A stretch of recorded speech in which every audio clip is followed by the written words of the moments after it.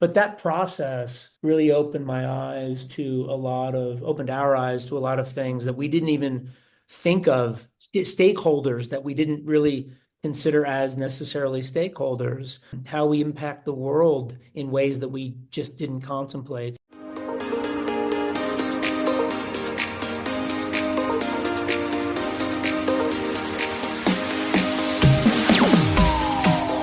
Today we are traveling out to Tahoe to sit down with David Steele of One Wealth Advisors, Flower and Water Hospitality Group. You've heard his name from his few spots. We're going to learn his story today.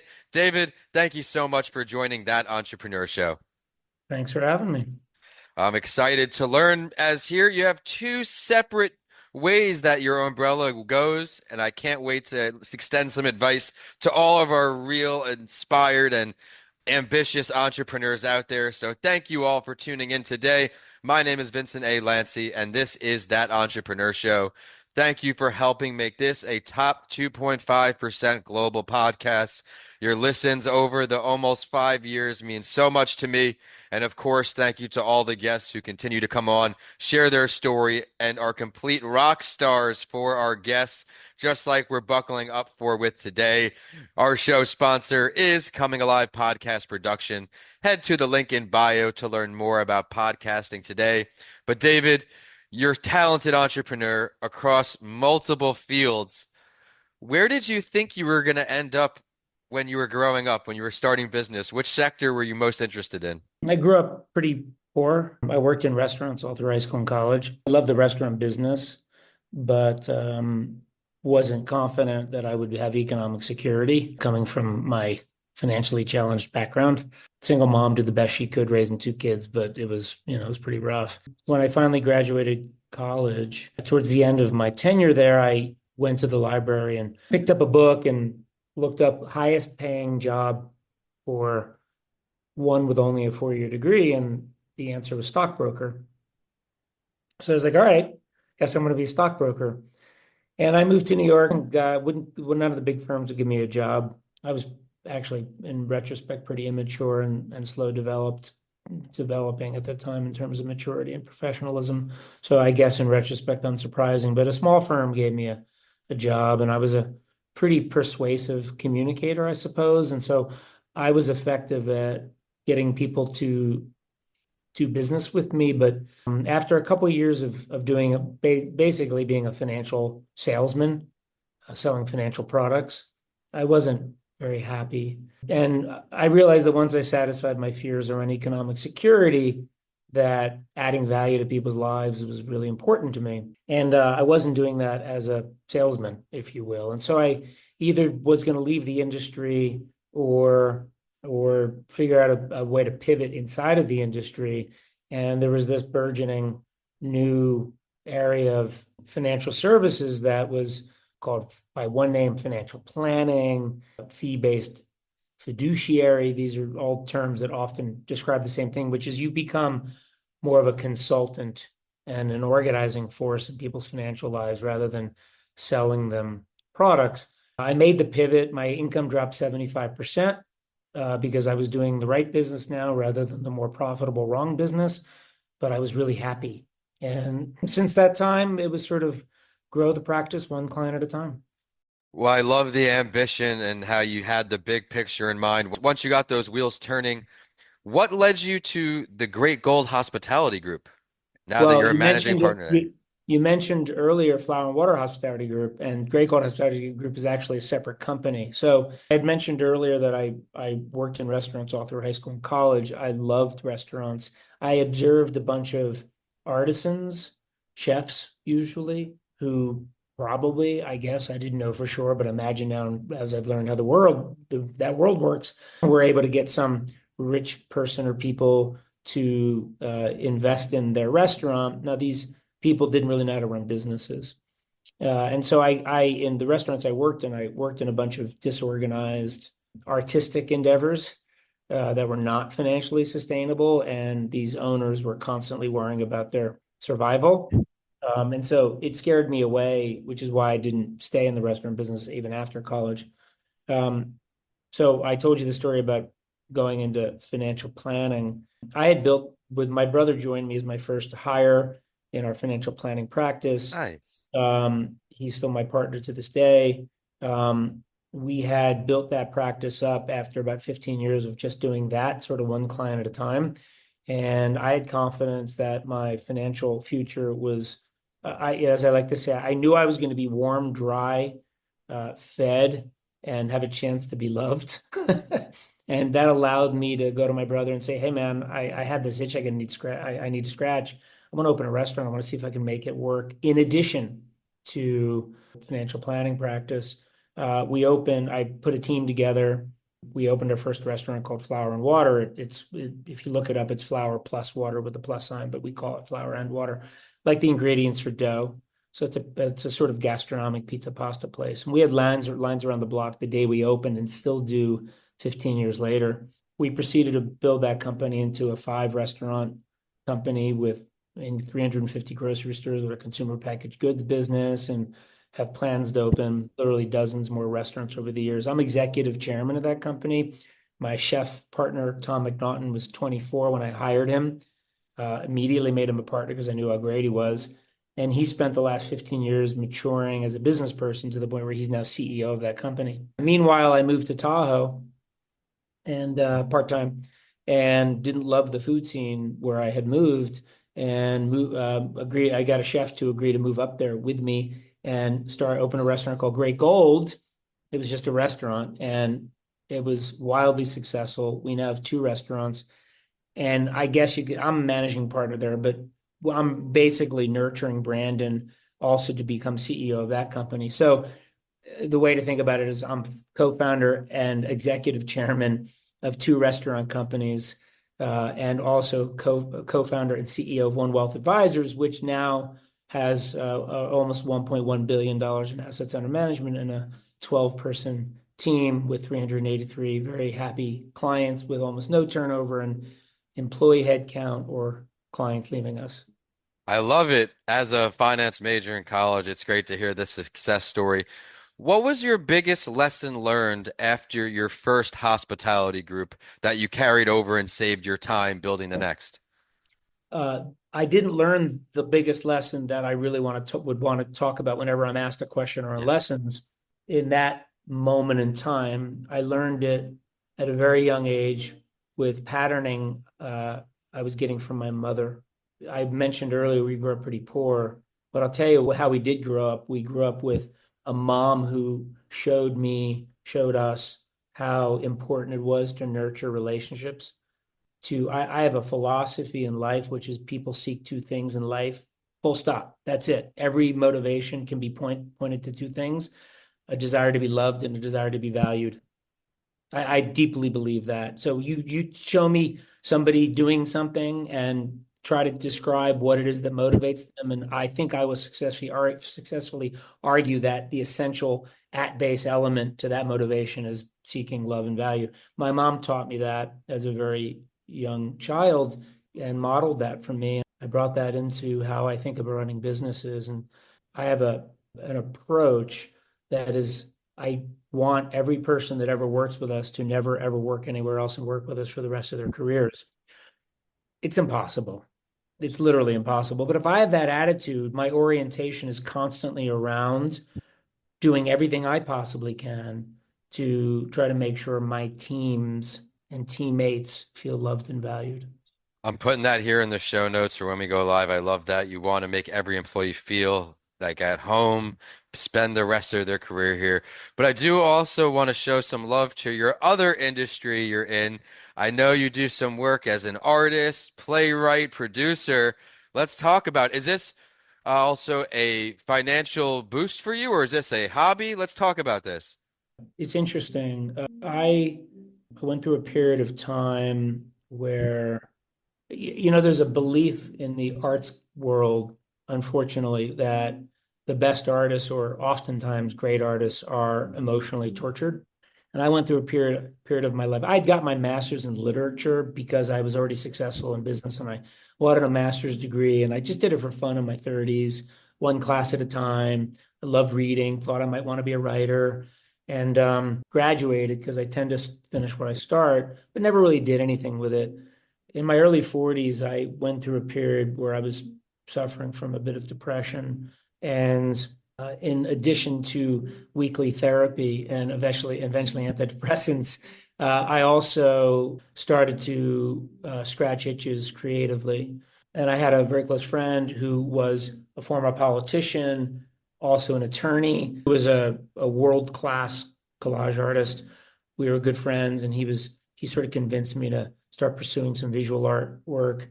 I've had 3 shows with that work. And I decided also to I was on the board of a playwright incubator because I love theater. And after years of doing that, I'm like, you know what? Damn it, I'm going to write a play. And I wrote a play. It was on stage in a little 100-seat theater. But a funny thing happened a bunch of years after that. First of all, my depression went away. I solved that. And when I was happy or less depressed, I found myself less motivated. And it clicked in me then like, oh man, I wonder if in fact there's something to this hypothesis of some of the great artists access their creativity through, emotional disjunction. I don't know, whatever. Certainly was for me. But something really positive came after that for me, which is I see my business world as my ultimate form of artistic creativity. And if I think about visual art, sure, there's a painting on the wall or a photograph or collage or whatever it may be, a sculpture, right? Well, then there's also, and I don't think anybody pushes back when you talk about art installations. That maybe those art installations have movement, right? It's not all that uncommon to go in the streets of a big city that has a big arts community and see a group of people, one person group of people performing some type of art installation, if you will, that requires humans. And I thought to myself, you know what? Why is it that people don't think of creating the creation of a restaurant as an arts project that's open every day, that is living, breathing, and dynamic, and has so many different interesting components to it? How is that not art? Or can a case be made that that is art? And and then I took a step further and I said, okay, let me look at what many people would never begin to guess is an artistic endeavor, my financial planning company, a little 12-person company.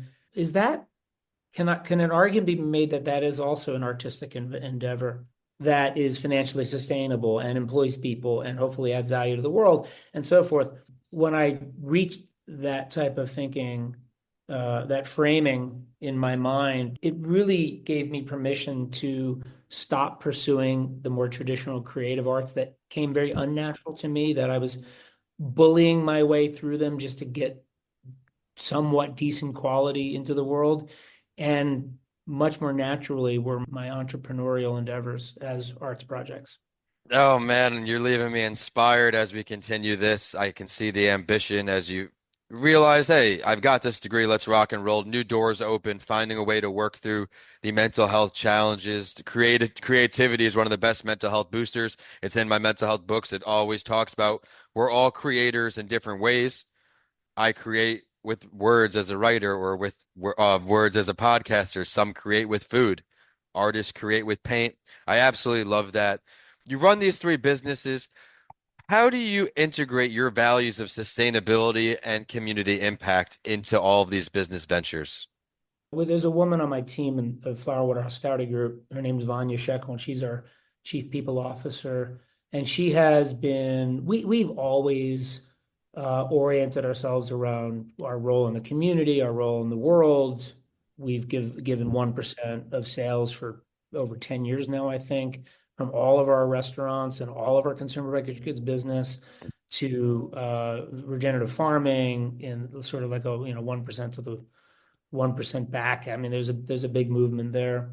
But she several years ago really pushed us to become a B Corp. And we're a C Corp by legal structure, Delaware C Corp by legal structure, but she pushed us to also be a B Corp, which is like a status rather Yep. than legal structural change. And it's a pain in the ass. I mean, it is really rigorous, but we've submitted. We failed the first time. We got close. We submitted again. We hope we'll pass this time.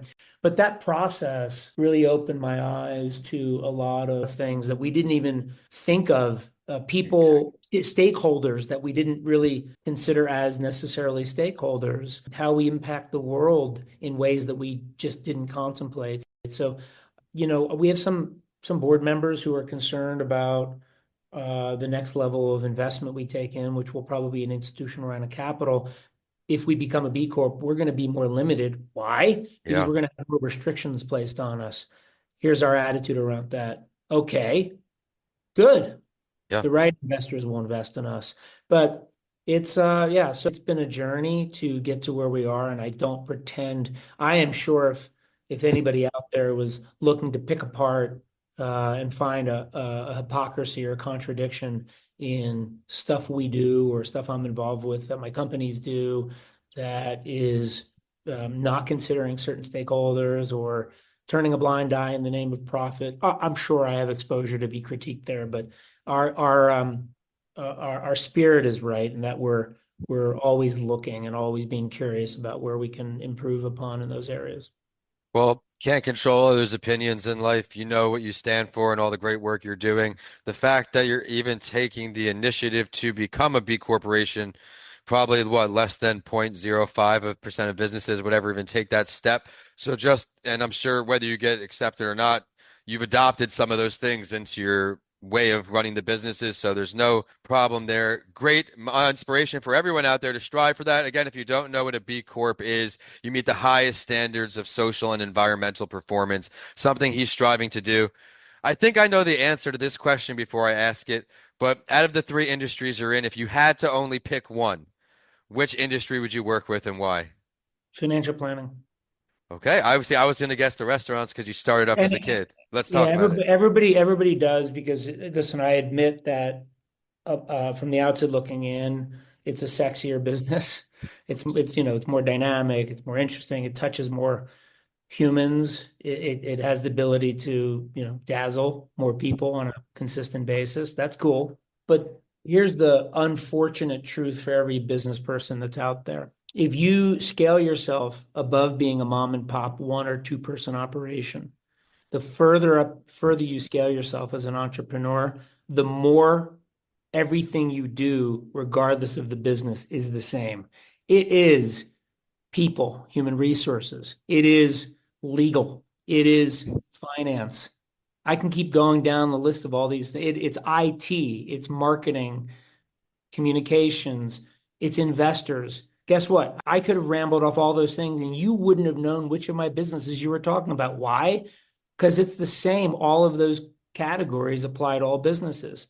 So my role now, post startup of these restaurant companies, which are so exciting and I'm so proud of, you know what it is? It looks eerily similar to what I do for the financial planning company.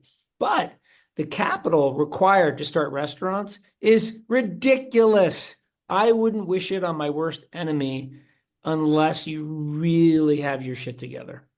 I mean, we're talking about there's a reason so many restaurants fail, and it's so many non-business people are enabled to open businesses because investors find the business sexy and they give money to people that really don't have sound business principles. My financial planning company required almost no capital to start. And it's a services business. We add, I think, a ton of value. Our turnover in clients, if we lose a client once a year, that was a bad year. If we don't grow 15% a year by referral only, that was a really bad year. I think we Right. grew 32% year over year last year without any marketing or business development effort whatsoever, all by referral. It's just once you build it up, it's just a wonderful business, but it takes time. Show me a get rich quick scheme and I'll show you 99 out of 100 failures. And that's the truth. We live in a society where everybody wants it right now. And I started this whole thing, my MBA graduation speech 2015. We're here in 2024. I wasn't really making money at all. Well, not at all, but sustainable until year seven, eight. So everyone, you hear these stories, you got to dig deep. But before we get his contact info, before we find out to find him online, If you could pick any entrepreneur, David, throughout history, dead or alive, who you'd like to speak with, who would you choose? Well, I hate to be so cliche, but Steve Jobs. I mean, Not cliche if you give me the reason why. well, the reason why is because, listen, I really admire Elon Musk as an entrepreneur. I don't like his persona. I don't like his style of the way he is in the world. But, both Steve Jobs and Elon Musk seemingly are polymaths, right? I would like to debunk the polymath. I don't think such thing as exists as the polymath. What is a polymath? People say, oh, it's somebody who can do all these different disciplines and somehow they know how to have mastery in all these different things. Nope. It's coalescing groups of people around a unified idea. And that's what Steve Jobs and Elon Musk can do. And that's what every great so-called polymath can do. And so with Steve Jobs, I mean, the guy was so successful in so many different businesses, and he really did change the world. I have a bunch of Apple clients of my financial planning firm. So I did meet Steve Jobs once right before he passed away. He came into Flower and Water, and his assistant had reached out to me, and I was able to go shake his hand and meet him right before he passed away. But that was the only time I met him. But because of these clients, I learned a lot about him, and his reputation and persona is not as accurate. He really was a very motivating human being to work with. So it would be Steve Jobs. Thank you for sharing that. Can't argue with the reasoning for Steve. Read his book. I mean, just the visionary teamwork building, getting the whole team on board. So many questions for you, Steve. But with that, we have to thank our guest this week, David. It was a great time getting to know you. Where can our listeners get to know you online? I have this silly little website I created that unifies all the stuff I do professionally. davidsteele.xyz, my name, DAVIDSTEELE.xyz. And best email address is probably my financial planning company, which is dsteele at onewealth.net, not .com, .net, dsteele at onewealth.net. Thank you for sharing that. Everyone, be sure to go check him out online and say hello. The show is on all podcast and social media platforms. Be sure to subscribe, follow, leave a review for today's guest. Let him know how great he did. I am at Vincent A. Lancy on all social media, YouTube, and my website is vincentalancy.com.